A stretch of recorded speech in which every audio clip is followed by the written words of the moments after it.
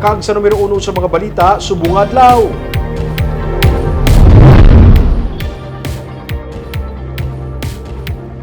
Ginahulat sa karon sa probinsya ang resulta gikan sa Medical Institute for Tropical Medicine. Ini may angon sa ginamonitor nga suspected nga kaso sa pertussis case. Sa tunga sini, ginahaylo ang publiko nga maggamit sa face mask bilang proteksyon.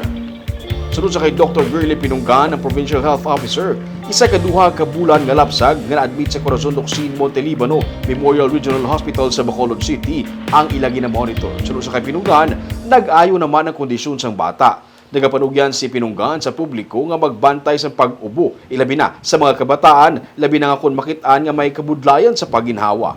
Ang makitaan sa kasubong nga simptomas, mas maayo gid sa iya nga magpakonsulta. Ginaduso ang immunization sa mga kabataan. Sunod sa kay Pinunggan, dala sa COVID-19 pandemic mayara sang yadtong napaslawan nga magpabakuna.